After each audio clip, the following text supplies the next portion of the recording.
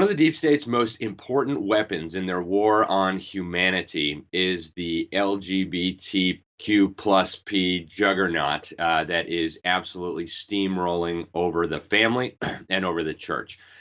This is like a bludgeon in the hands of the deep state, and I'm going to give you some examples. The Equality Act is an abomination of the highest order. They are going to use it as a battering ram for the federal government to unleash persecution of churches. Their end goal, as many of them admit, is to actually destroy the family and the church, which are two of the most important bulwarks against tyranny. Population control is another major objective. Even the Bible is in the crosshairs, and the deep state is closer than ever to success on these crazy agendas. Stay tuned. Younger Americans really don't have the historical context here, but up until 2003, sodomy was still a crime across much of the United States. It wasn't until the Lawrence versus Texas case in 2003 when the Supreme Court struck down sodomy laws that banned homosexual sexual acts. By 2015, just 12 years later, the Supreme Court was demolishing all of the nation's marriage laws and even many of our state constitutions. We had states where more than 80% of people voted to enshrine God's definition of marriage in the Constitution, the only definition of marriage. And yet the Supreme Court took it upon itself to smash those all in total flagrant violation of the Constitution. And just this June, actually, the lawless Supreme Court falsely claimed that the Civil Rights Act meant to include homosexuals and transgenders, cross-dressers and others, even in sensitive jobs. And we're going to have to see now if that ruling extends into churches as well. But that is ultimately their goal. They want to require churches, religious organizations, ministries to submit to this agenda.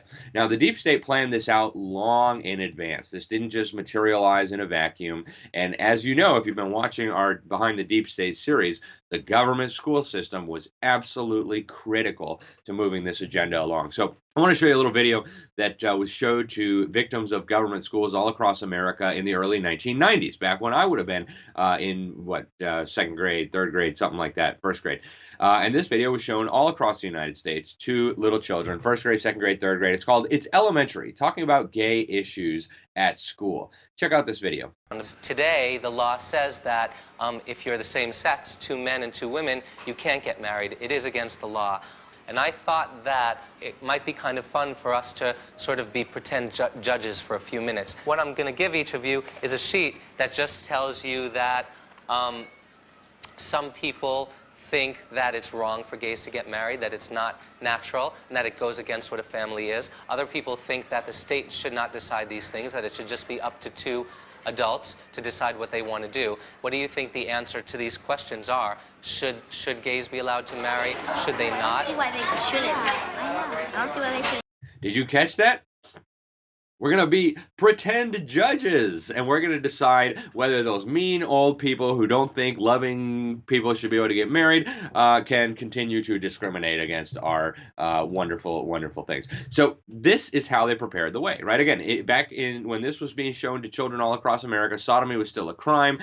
Having a homosexual marriage would have been inconceivable to your average American. In fact, when great organizations like the New American Magazine warned about this kind of stuff, we were called kooks and conspiracy theorists. Oh, that would never happen, right? That's absolutely crazy. Well, now the public schools are openly recruiting emotionally unstable, vulnerable children. They're exploiting them to advance the LGBT agenda because it's not enough to just force feed it to them from the teachers and the books and the administration. They want the peer pressure too, so that everybody gets on board. I want to show you a video that we obtained recently over at Freedom Project of a teacher, Lisa Avery, teaching other teachers how to manipulate and exploit vulnerable children to create LGBT clubs to go promote homosexuality and transgenderism on campus. Check this out. I'm a 7th grade English teacher at Rosemont Middle School in La Crescenta, California, which is part of the Glendale Unified School District. Thank you all for being here. I'm here because with a group of brave students, I helped start my school's GSA in 2015. And I want to help you possibly do the same thing. GSAs are student-led clubs, so who are your students? How are you going to find them? First of all, our leaders were unreliable. Remember, we had poached them from the counseling office. right? They were not the most emotionally stable students on campus. Actually, they were the least emotionally stable students on campus. All right, you got that? She was working with her husband in the mental health office, and they were poaching the most emotionally unstable children to create homosexual clubs in violation of the law, by the way. These student clubs are supposed to be student-run, student-led, student-initiated, and all the rest of it.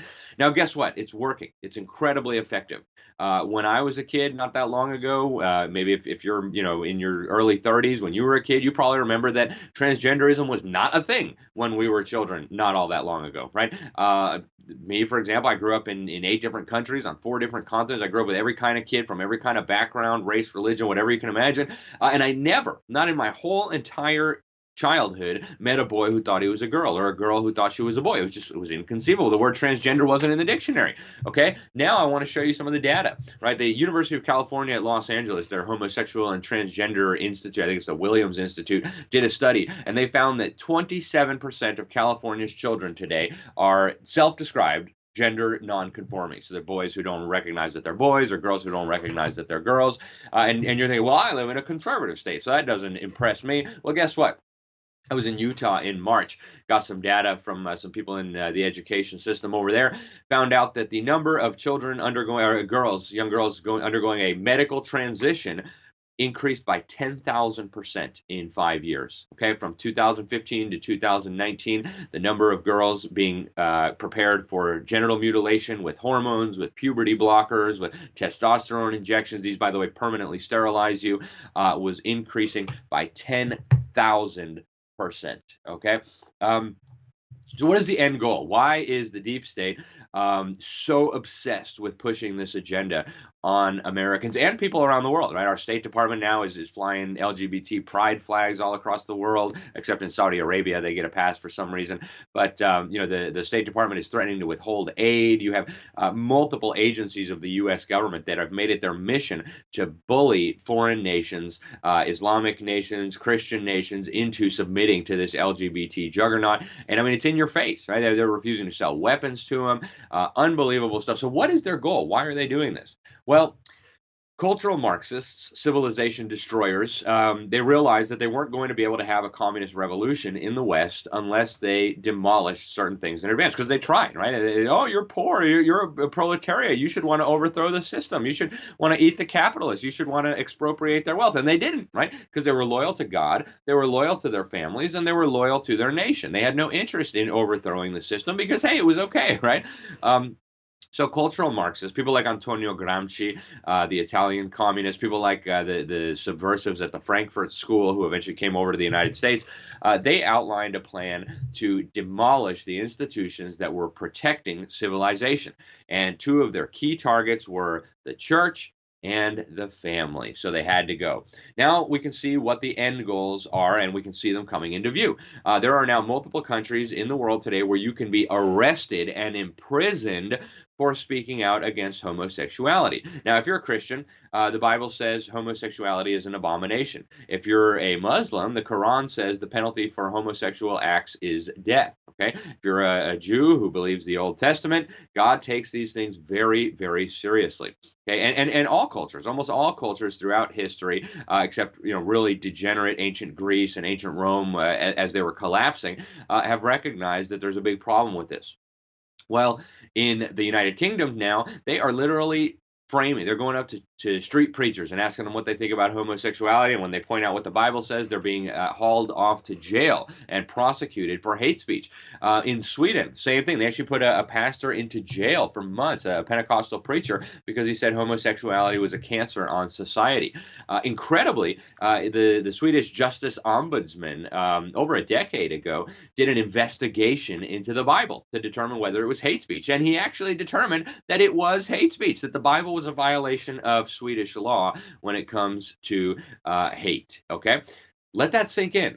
The government, the authorities are telling you that the Bible is hate speech, and hate speech is increasingly becoming a crime across much of the Western world and even beyond. All right, it doesn't take a genius to figure out where this is going, right? And actually, the justice authorities in Sweden, they said, well, it's not practical to ban the Bible yet, but, they could get around this if they just change some stuff, right? As if Christians could just, oh, yeah, we'll just change God's word. Yeah, that's fine, right? And, again, they admit what their goal is. I want to let you listen to a little clip here of a prominent LGBT activist and a lesbian so-called journalist. Her name is Masha Gessen, and she went on the radio in 2013 and admitted that the goal of the push for so-called homosexual marriage, which is not a real thing, by the way, was to destroy marriage itself. Right? So listen to this quote. I mean, I agree. It's a no-brainer that we should have the right to marry. But I also think equally that it's a no-brainer that the institution of marriage should not exist. So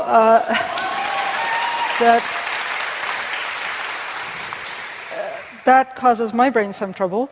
And part of it, why it causes me trouble, is because fighting for gay marriage generally involves lying about what we're going to do with marriage when we get there.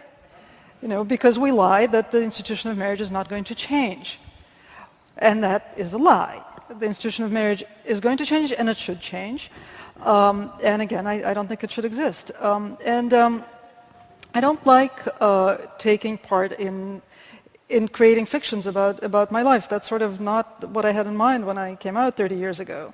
You know, I have 3 kids who have 5 parents, more or less.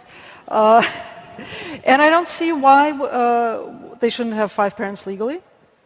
I don't see why we should choose 2 of those parents and make them into a sanctioned couple. And really, I would like to live in a legal system that is capable of reflecting that reality. And I don't think that's compatible with the institution of marriage. Okay, the institution of marriage should not exist. That's what she said. Fighting for gay marriage involves lying about what we are going to do with marriage when we get there, because we lie that the institution of marriage is not going to change. That's a lie. The institution of marriage is going to change, and it should change. I don't think it should exist, she said, and I don't like taking part in creating fictions of my life, okay? They want to destroy the institution of marriage. Now, if you're a Christian, if you're a Jew, if you're a Muslim, if you're, any range of religions, you recognize that God ordained the institution of marriage, right? Marriage is the institution in which a family can be raised, in which cultural values can be transmitted. You have a father and a mother, each one who models a masculine and feminine behavior, and this creates the next generation and allows civilization to continue. They want to smash all that so that the government can take over the education of children. Now, they're also working on normalizing pedophilia. And you're thinking, oh, how dare you say that? Well, that's a fact, all right? I want to show you a little clip from the assistant superintendent of curricula in a school district in California. We actually got this clip from a concerned mother. We also got the curriculum they were using in question. So California passed this law mandating that all children be bombarded with LGBT propaganda and LGBT history and all the rest of it throughout their school career. And as part of this, they were teaching the children that, in ancient Greece, men used to have sex with boys, and you kind of just throw it in there as if that's part of the history of LGBT. So they're teaching children. And then watch this video real quick. Tell me why you're teaching pedophilia in school to 9th graders. Teaching what? Pedophilia, pederasty, right here. Pederasty, as I discussed with you before, twice in my office when you come to view the materials, I've explained to you that this is done because we are talking about historical perspectives of how gender relations and different types of sexual orientations have existed in history. So this is something, a man and a boy is a sexual orientation. Something that's occurred in history, and so this is really important for us to include. All right, did you catch that? Raping children is just a sexual orientation. It's just something that occurred throughout history. We have to teach it to the children. It's very important. Okay, let that sink in. In California and 26 other states, it's against the law to discriminate based on sexual orientation. And they're teaching California children that homosexuality or that pedophilia is a sexual orientation, that raping children is a sexual orientation. And this is about as mainstream as it gets now. They're coming out of the closet with this. Watch the Communist News Network, CNN, the fakest of the fake news networks, Don Lemon or Lemon or however you say his name, advocating that we be sympathetic for pedophiles. Oh, they can't control that they're attracted to children. Check this out. Should pedophiles be extended some measure of sympathy? And when I saw Jerry Sandusky walk out in handcuffs, I did kind of feel a bit sorry for him, even though I know the jury found him to do some horrific things. I was like, his life is over. All of these young boys, it was terrible for them as well. There are no winners. In your piece, you say someone has no choice to be a pedophile, but someone can choose to not be a child molester. So explain that to us. Well, we have to understand very specifically that pedophilia is separate from child molestation. Pedophilia refers to the actual, genuine, underlying sexual interest. For some reason, and we haven't worked out the details yet, there are some people born with a genuine sexual interest in children.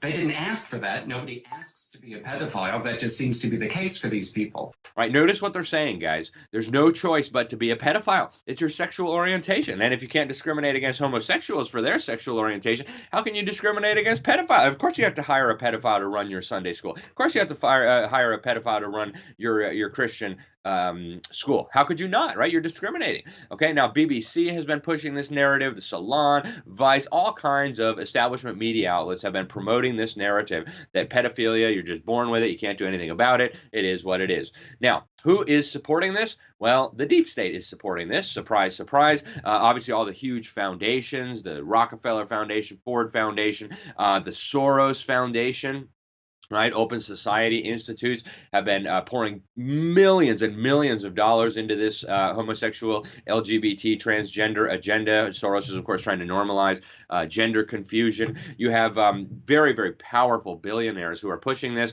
One of the obvious ones is Jon Stryker.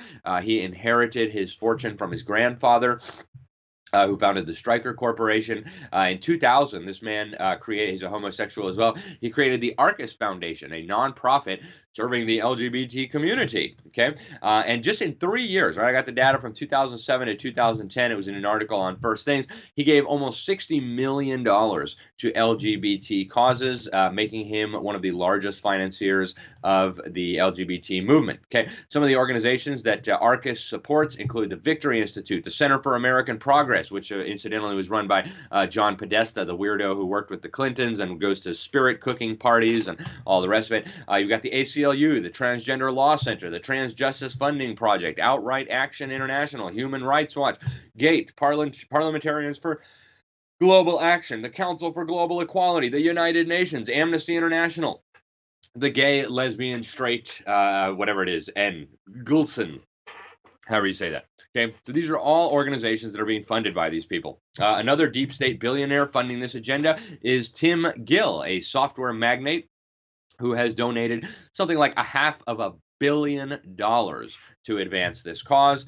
We've got Martine Rothblatt, a man who identifies as a transgender and a transhumanist.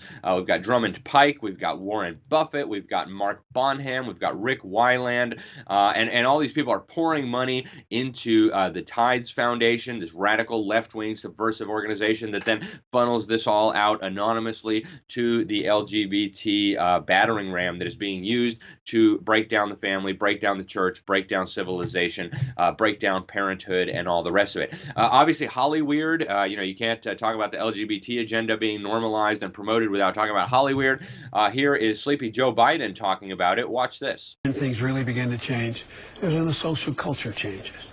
I think Will and Grace probably did more to educate the American public than almost anything anybody's ever done so far. So obviously the UN is the United Nations is pushing this agenda as well. In 2017, the UN LGBT czar, a homosexual activist from Thailand, was quoted by the Argentinian media saying that the younger the better in terms of indoctrinating little children into promoting and believing in homosexuality and transgenderism, right? And that's in Latin America, a very Catholic region of the world where the Catholic Church still teaches that homosexuality is sinful, it's disordered. That's what the Bible teaches as well, right? God says in Romans 1 that when people reject God and reject the obvious truths that he has revealed about himself, even just through his creation, right? His attributes are plainly seen. He hands them over to a reprobate mind, and that reprobate mind is, of course, burning with lust, men for men and women for women. And you know what? If these people were doing this in their own bedrooms, I don't know that a lot of people would be terribly upset about it. I don't think SWAT teams would be busting in people's doors to enforce sodomy laws. But when you have them recruiting children, grooming children, exploiting mentally unstable children, talking about grooming them, the younger the better, to be prepared to push forward this agenda, something is very, very wrong. And they've given this agenda away multiple times. I want to show you a quick little video of the head of the UN at the time, Ban Ki-moon, a Korean. He's in the process of receiving the Harvey Milk Medal. If you don't know, Harvey Milk is probably the most celebrated homosexual activist in America. He was also a child rapist, okay? He was the first openly homosexual elected official in America. He was elected to the San Francisco Council. And he raped children. At least one, maybe two of his victims went on to commit suicide. He would prey on boys who had, who were emotionally unstable, who had problems at home, who were involved with drugs. He was also, incidentally, very close with Jim Jones, the wacko cult leader, who took everybody down to the People's Temple in Guyana and had them drink poison Kool-Aid. Okay, now listen to the head of the UN receiving this medal and talking about how important the LGBT agenda is to the broader globalist agenda. Listen to this. It was from this building some 40 years ago that Harvey Milk helped to set in train America's gay rights revolution, a revolution that continues to this day, not just in this country, but around the world. The measures he advocated here, including new laws to protect the people from discrimination, are the same measures that today we advocate to governments everywhere. The arguments he made about not just tolerance, quote unquote, but true inclusion and acceptance are the same ones we use today as we work to convince the world's government. All right. UNESCO, the UN's education agency, has similarly been peddling this filth under the leadership of a Bulgarian communist. Her name is Irina Bokova, actual member of the Bulgarian Communist Party, served in high-ranking positions, including as acting foreign minister in the mass-murdering dictatorship there that slaughtered about 250,000 people, mostly Christians and others who refused to go along with communism. She actually, under her leadership, UNESCO created sex education standards that call for promoting LGBTism to children starting at age 5 and even earlier. This all goes back, of course, to Alfred Kinsey, the man responsible for the rape and sexual torture of hundreds, maybe thousands of little children. He was training pedophiles to use stopwatches, and you actually can read in his research, Sexuality in the Human Male, Sexuality in the Human Female. They took meticulous notes. They were raping children as young as 5 months old. They were raping 4-year-old boys and keeping notes. They claimed they were experiencing climaxes, and therefore children are sexual beings. They're sexual from birth, and that's the pseudoscientific underpinning for sexualizing these children as soon as the government gets their hands on them in preschool. Okay, this is where the agenda is coming from. And by the way, UNESCO is promoting the World Core Curriculum. We did a whole episode on this, Agenda 2030, how education is how they're pushing this.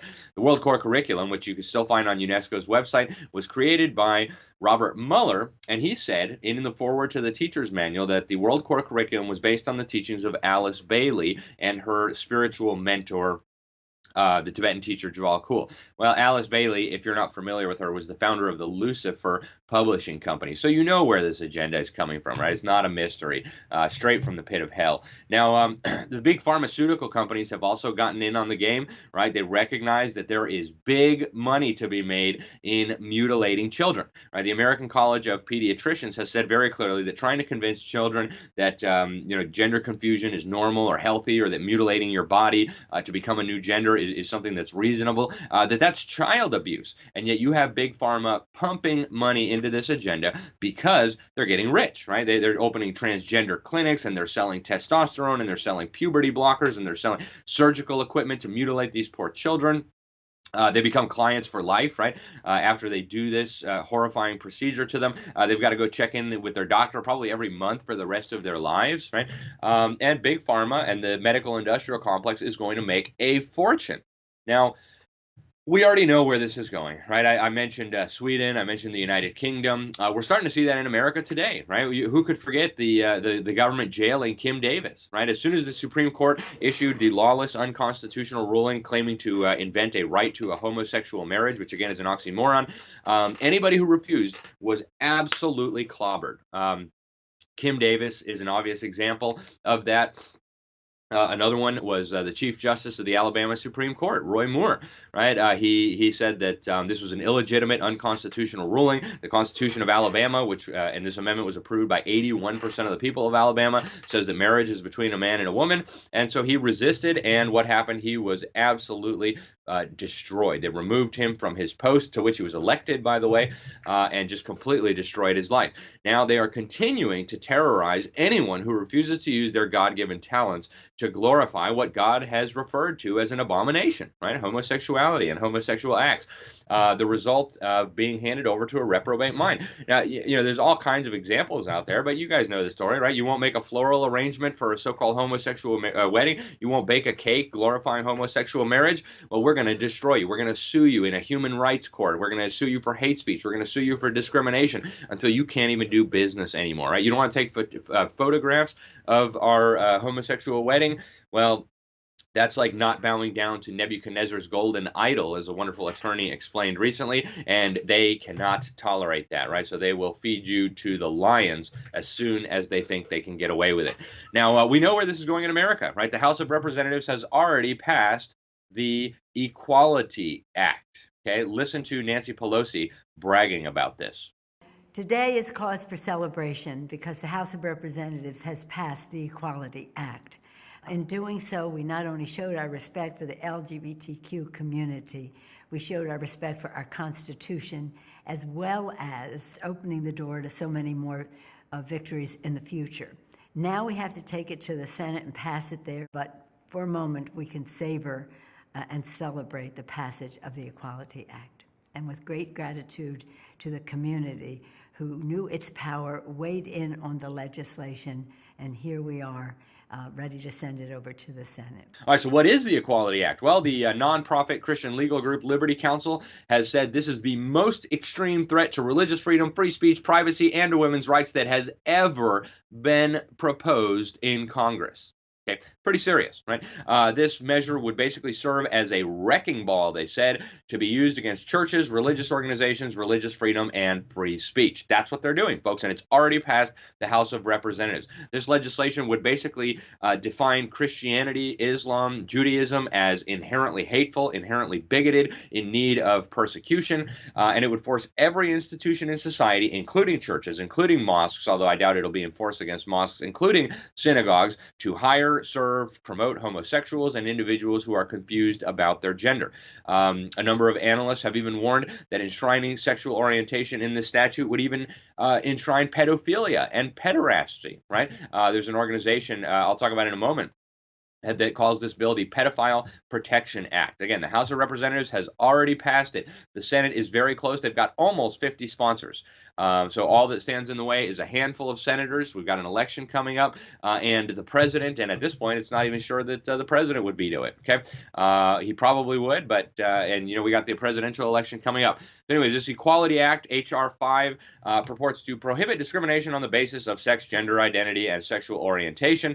It would enshrine these things into federal law, and it would prohibit any discrimination in anything, right? And the bill actually says religious freedom and the Religious Freedom Restoration Act cannot be used as a defense under this bill. So you say, well, we can't hire a homosexual or a transgender to run the children's ministry in our church. That would go against our religion. Well, we're going to have to destroy you, right? The church would lose its tax exemption and would become subject to the full force of the federal government's persecution. Again, it applies to churches, religious schools, religious hospitals, religious employers, gathering places, sports teams, all government entities, and much more. Christian adoption agencies would be shut down under this statute if they refuse to place children with homosexual couples or even thruples or whatever it is. Even if the adoption agency is a Christian or Islamic agency that believes that you need a man and a woman, a father and a mother to raise children, that will no longer be allowed under this legislation. There would churches would not be able to uphold any distinction between legitimate marriage, men and women, and pseudo marriage that the Supreme Court created. No moral standards on sexuality at all. Counselors would be banned from helping people who suffer from unwanted same-sex attraction and gender confusion. Christians, Muslims, Jews would not be allowed to seek out counselors anymore to help them deal with those issues. And everyone basically will have to bend the knee, will have to bow down before this idol of the culture, this LGBT idol, this golden statue, or be targeted by the federal government. Okay, that's where this is going. For women's sports, I mean, this is going to have huge implications, right? A woman will never, a real woman, you know, a biological woman, will never win a sports tournament again because men, you know, pretending to be women will take over. And under the statute, that's mandated. Men will be allowed to go into women's showers, women's bathrooms, women's changing areas. They'll be able to go, even on church trips, they'll be able to go sleep in the women's cabins if they just claim to be a woman or just claim to feel like a woman that particular day, right? It's already happening in a lot of parts of the country. But under this bill, it would be ubiquitous. There would be no escaping. There would be no states where you could hide from this. It would be all over. Okay. We have over 100 of America's most powerful, richest corporations supporting the bill, including all the big technology companies. And we've got people warning about this, right? Jeff Johnston, for writing for Focus on the Family, a very influential Christian ministry, said that this legislation was dangerous. It would have serious, harmful consequences for people of faith and for families. And he had a really interesting point, right? Christians believe, all the way back to the book of Genesis, and Jews believe this also, and so do Muslims, to some extent at least, that marriage is an institution that was created and ordained by God. Now, Christians take it a step further, right? The New Testament teaches that the marriage relationship between a husband and a wife is a reflection of the relationship between Christ and the church, right? Christ is the head, and the church is the body.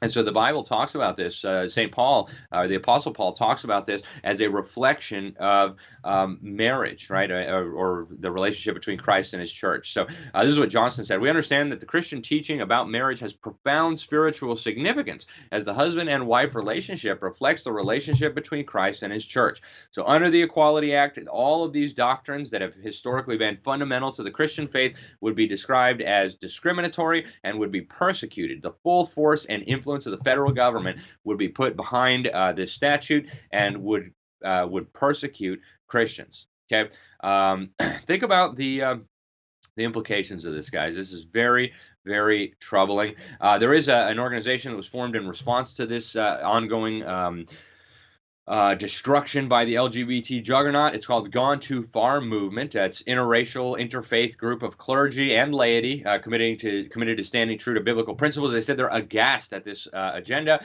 They're actually calling this the Pedophile Amnesty Act because now we're increasingly seeing pedophilia being described as a sexual orientation. Under this bill, discrimination against someone's sexual orientation would become illegal, and therefore pedophiles might be able to get protection under this as well. So, guys, we've seen where this goes, right? Look at what they're doing in Europe. They're putting pastors in prison. They're persecuting Christians, and it's going to get worse. It's going to come to America if this is allowed to stand. Obviously, it's a flagrant violation of the First Amendment. It's a flagrant violation of the 10th Amendment, and it is going to completely upend individual liberty, Christian civilization. It's all on the line, folks, if we allow the deep state to continue using the LGBT agenda as a sledgehammer against our families, against our churches, against our doctrines, against our marriages, against everything that we hold dear, guys. And make no mistake, this is not about, not discriminating. This is not about hating